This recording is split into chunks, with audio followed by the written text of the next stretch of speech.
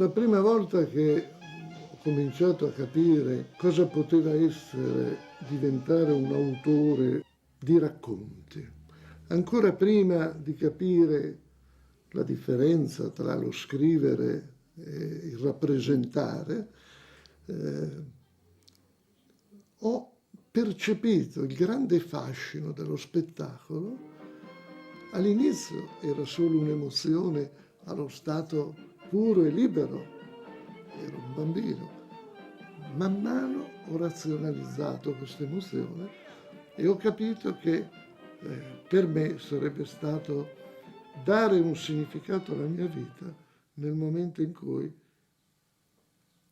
potevo pormi dietro quel sipario e diventare io propositore di storie e di magie della narrazione. Ecco, io ricordo, per esempio, che da bambino ho visto Sigfrido che uccide il drago. Il teatro mi portava a diretto contatto con gli attori, la scena. A quell'età il cinema era la lanterna magica, ancora qualcosa, come dire, se vuoi, maggiormente magico, proprio perché da uno schermo insignificante come è uno schermo bianco nella penombra della sala, improvvisamente questo, e la magia delle immagini. Tanto che ricordo proprio una cosa che mi fece felice, lì avevo già 6 o 7 anni, che avevo scoperto che dietro la cabina di proiezione per terra c'erano tanti fotogrammi di film ed erano i fotogrammi che gli operatori tagliavano quando dovevano fare l'aggiunta. Beh, io ho continuato a cercare in terra questi fotogrammi tutte le volte che riuscivo ad andare dietro la cabina e me li portavo a casa e avevo questa collezione di fotogrammi che è stata la mia prima cineteca in fototeca. Olmi nasce all'interno della società Edison, che è la società allora monopolista della corrente elettrica in Italia, no? Dell'erogazione dell'elettricità. La storia sua è esattamente la storia che vedete nel posto, cioè la storia di un ragazzino che viene faticosamente assunto in questa società e comincia l'ascesa. L'ascesa di Olmi è diversa da quella del ragazzo. Aveva questa passione per il teatro, si inserì nella filodrammatica, nel settore amatoriale della società Edison, ascese rapidamente, cominciò recitando, eccetera, ma dopo un po' era già il direttore di questa filodrammatica e fecero degli spettacoli che io purtroppo non ho visto, ma che pare che fossero anche, siccome è un po' megalomane Olmi, gli piacciono le cose, il regista delle umili, della povertà, delle cose, invece lui vede sempre grande. Allora creò degli spettacoli che fecero sensazione, furono recensiti sui giornali perché erano delle messe in scena importanti, dove la Edison fra l'altro spendeva volentieri anche per queste cose. Allora gli dissero, i dirigenti andarono lì, questo clima festoso, questa cosa, questa accoglienza bellissima, dicevano, ma allora Olmi, caro, cosa possiamo fare per lei che ha fatto questa cosa? Dice, compratemi una macchina da presa. Perché?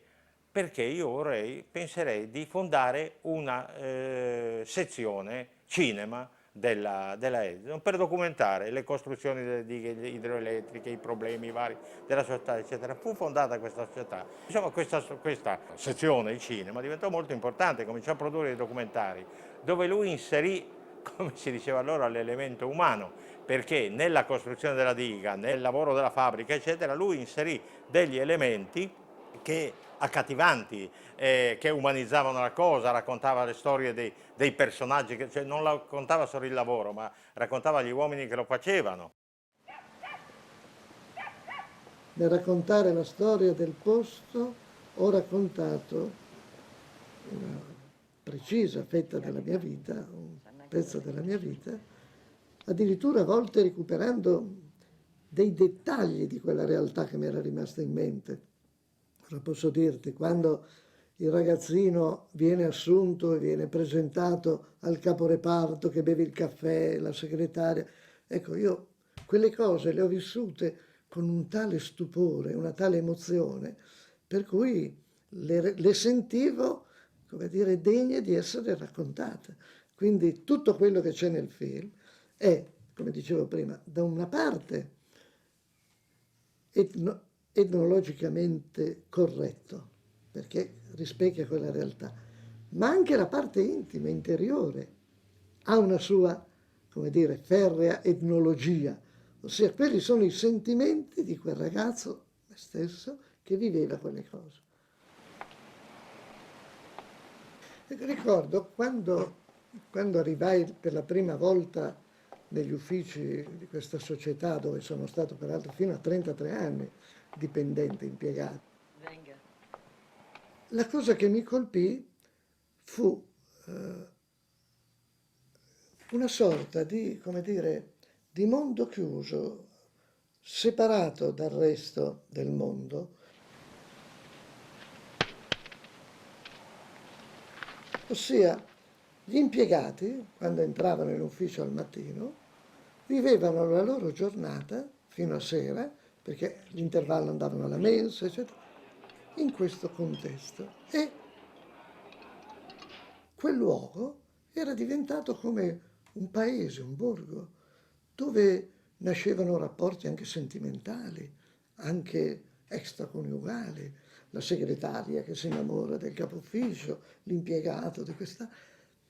In realtà questi impiegati, e comunque tutti coloro che hanno un lavoro dipendente, al mattino si svegliano a casa loro, vanno in ufficio, tornano la sera, mangiano, vanno a letto e ritornano la mattina. Per cui quel mondo lì è un mondo nel quale se entri, allora non esci più per tutta la vita.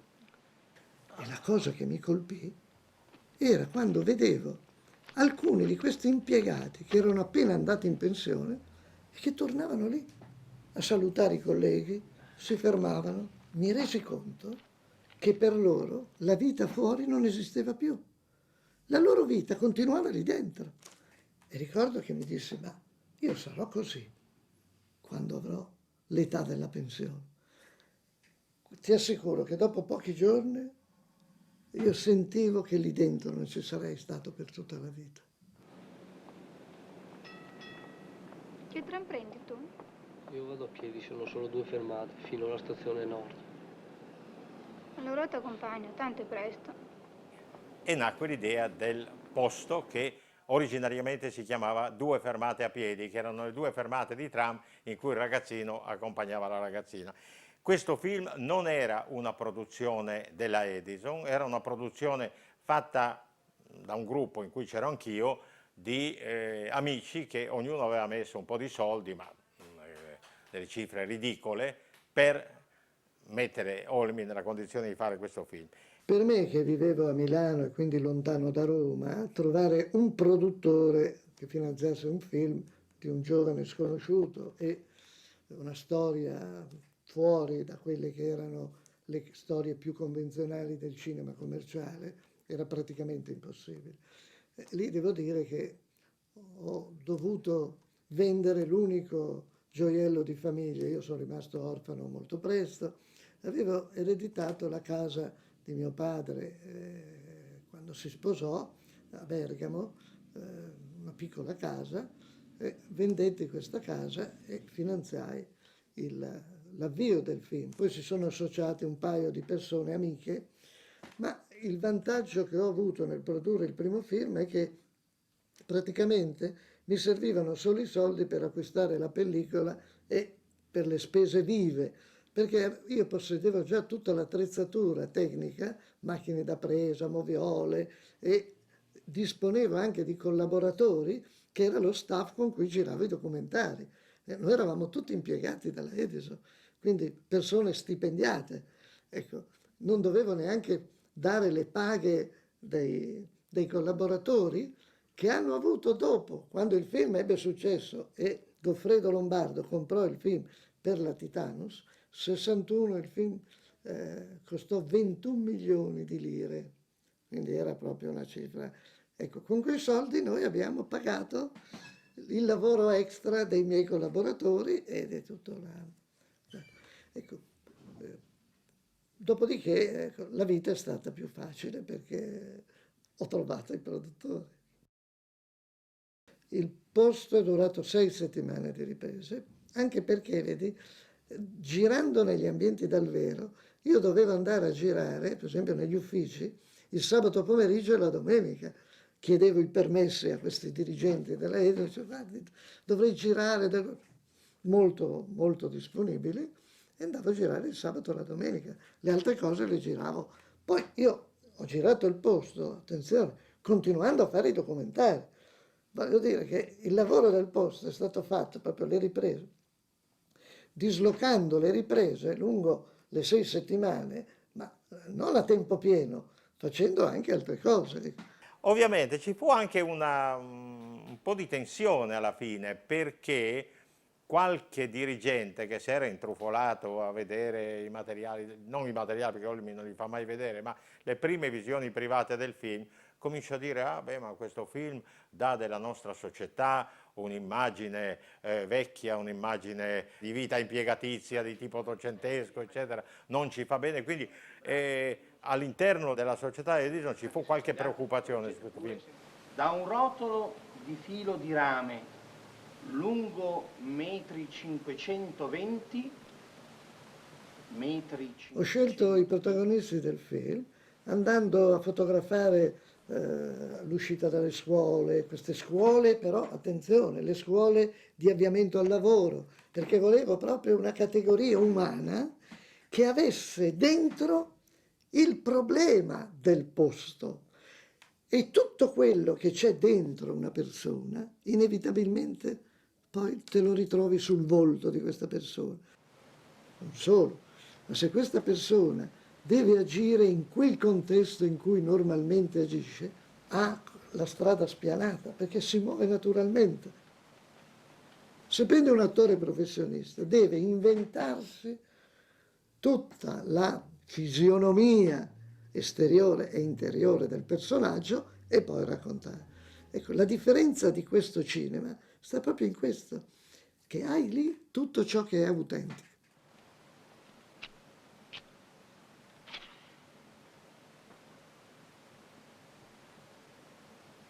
Non è un film neorealista, ossia il neorealismo, per esempio, ha come necessità di tipo pratico-economico quella di uscire nelle strade o andare in un ambiente dal vero perché non hai i mezzi economici per costruirlo in teatro di posa o usare quelle prassi che normalmente il cinema usava.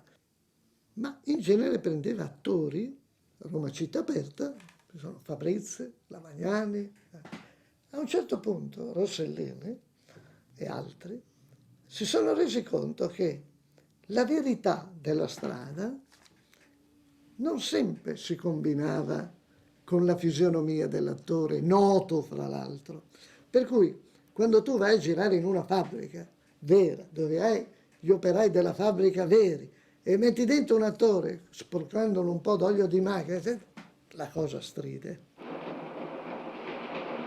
Tutto quello che si era capito con Rossellini, col primo Visconti, con credo qualcosa anche di Geri, poi si è perso ed è diventato il neorealismo una sorta di moda esteriore. Pasolini, De Seta, il mio film Il Posto, e invece è, se tu guardi questi 3 film, De Seta con i pastori sardi, Pasolini con i ragazzi di Borgata e io con i miei impiegati. Direi che se là era il paesaggio, i luoghi che ospitavano gli attori professionisti, nel nostro caso i nostri attori veri, reali, autentici, non potevano che andare lì, non potevamo metterli in un teatro di posa.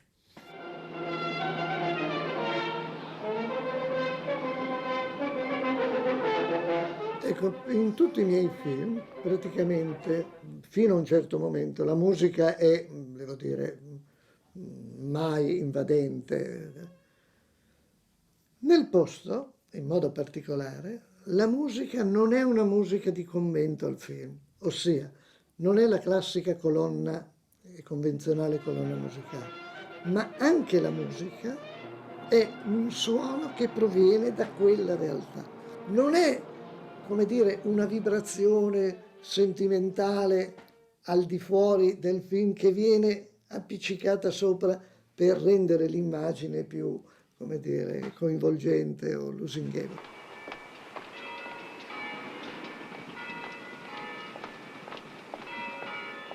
In questo film, Il posto, oltre alla musica, senti ogni tanto suonare delle campane.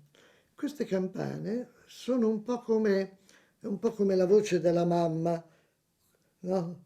Che rimane dentro di noi: ricordati di mettere la maglia, non fare stravizi. Ecco, perché ho voluto far sentire queste campane?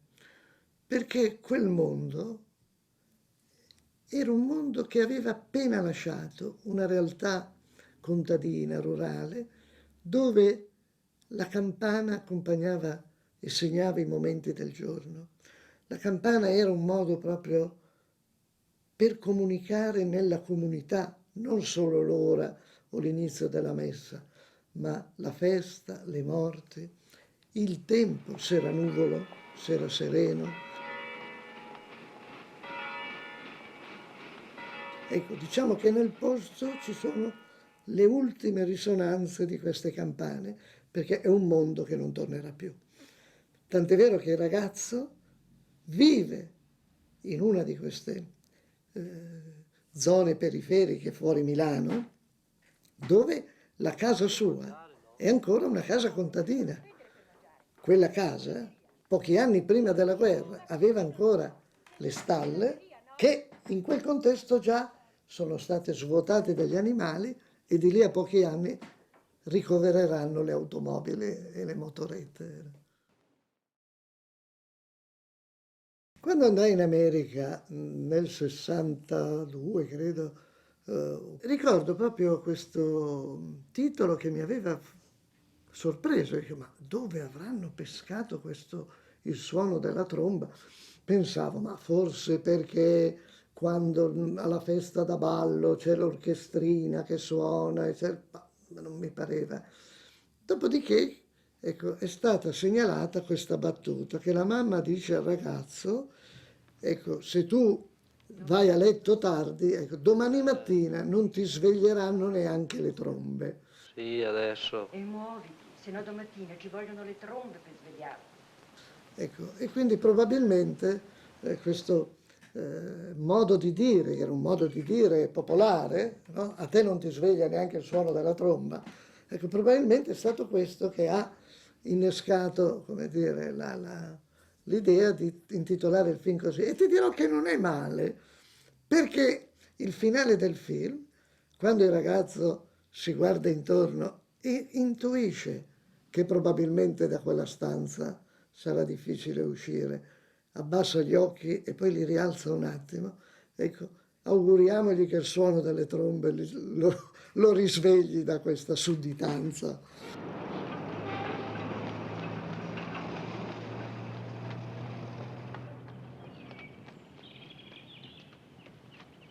I due protagonisti del posto adesso, uno fa, credo, il direttore di un supermercato in una zona, un quartiere milanese, e quindi da impiegato ha fatto carriera perché è diventato direttore. E la protagonista invece credo che sia serenamente accasata, anche perché ha sposato me, quindi